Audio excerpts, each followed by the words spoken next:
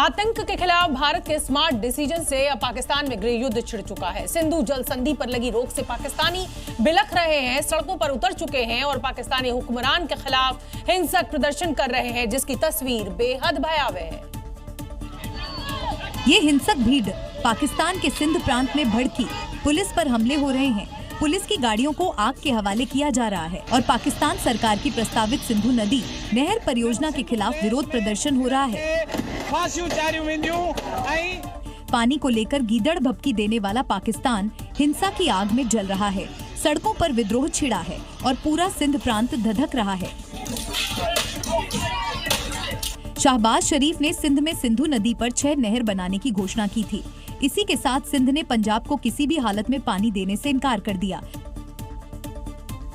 जिसके बाद वहां के हालत बदलने लगे और ये सब उस वक्त हो रहा है जब भारत की तरफ से सिंधु जल संधि पर रोक लगा दी गई है, जिससे जल संकट के हालात हैं। पाकिस्तान में पहले से ही खाद्य संकट और आर्थिक तबाही मची है। अब पानी की किल्लत से हालात और भयावह हो सकते हैं। गृह युद्ध जैसी स्थिति में फंसे पाकिस्तान के लिए ये भारत की ओर से सबसे बड़ा साइलेंट स्ट्राइक माना जा रहा है, जिसके रुझान आने शुरू हो चुके हैं। पाकिस्तान की ओर से आई परमाणु धमकी का भारत ने तीखा जवाब दिया है।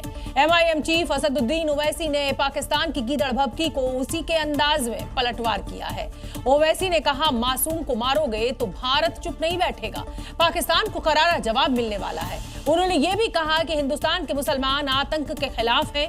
पाकिस्तान भारत से आधा घंटा नहीं बल्कि आधी सदी पीछे है।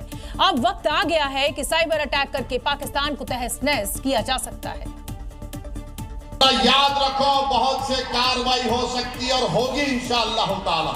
ओवैसी की ये दहाड़ पाकिस्तान के नफरती प्रोपेगेंडा पर करारा तमाचा है। हिंदुस्तान के एक्शन से टेंशन में आए परमाणु वाली गीदड़ भभकी पर सख्त चेतावनी है। अगर भारत में मौत का खेल खेलोगे तो जवाब करारा मिलेगा। न्यूक्लियर और एटमी बम वाली धमकी पर भारत खामोश नहीं बैठेगा। ये बार बार पाकिस्तान ये कहता है कि हम न्यूक्लियर बम हमारे पास है, एटमी बम है। याद रखिए, अगर आप किसी मुल्क के अंदर जाकर मासूम लोगों को मारेंगे तो कोई भी मुल्क खामोश नहीं बैठने वाला है। आतंकियों के पनाहगार पाकिस्तान को ओवैसी की खुली चुनौती चुभ सकती है। ओवैसी के शब्द बाण से पाकिस्तान की नींद उड़ सकती है, क्योंकि मुट्ठी भर पाकिस्तान को ओवैसी ने आधे घंटे की आखिरी वार्निंग दे दी है।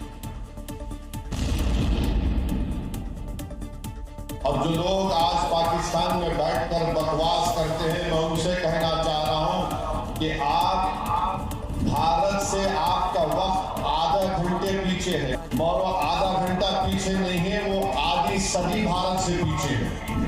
पाकिस्तान को अब ये साफ संदेश मिल चुका है कि भारत अपनी सुरक्षा और सम्मान के साथ कोई समझौता नहीं करेगा।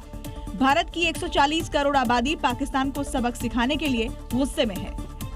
पहलगाम हमले के बाद पूरा देश गुस्से में है, लेकिन कांग्रेस के नेता पीड़ितों का मजाक उड़ाने में लगे हुए हैं। चाहे रॉबर्ट वाड्रा हो और चाहे अय्यर हो, कर्नाटक के मुख्यमंत्री सिद्धरमैया पाकिस्तान की भाषा बोलते हुए आज नजर आए और इस फहरिस्त में अब कांग्रेस विधायक विजय वड़ेदीवार भी शामिल हो गए।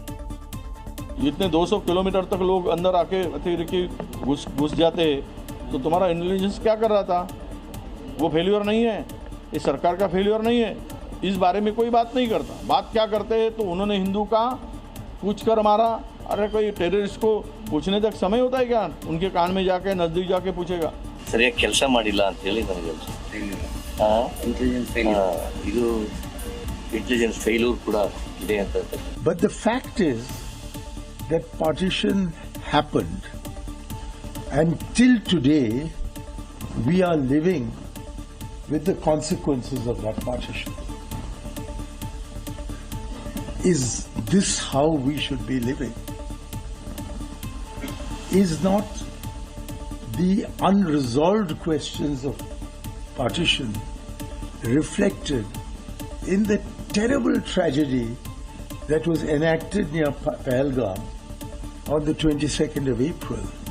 जो ये गलत आतंकवाद का अटैक हुआ है वो होगा, क्योंकि अगर आप देखेंगे जो सबूत है कि उन्होंने आईडी देखकर उसके बाद उन्होंने चुना किनको उन्होंने मारना है या छोड़ना है, वो कहाँ से होता है?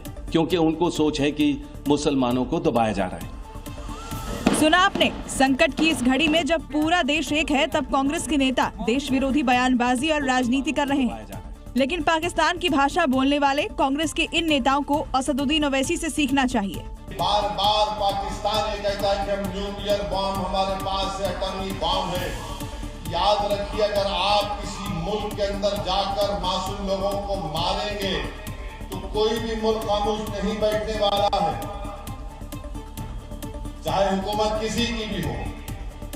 मगर इस तरह से आकर हमारी भारत की सरजमीन पर हमला करना और मजहब पूछकर किसी को गोली मारना, तुम कौन से दीन की बात कर रहे हो? तुम तो खवारिज से बदतर हो, तुम तो आईसिस के जानशीन हो जो हरकत की। ओवैसी ने पाकिस्तान को उसी की भाषा में जवाब दिया।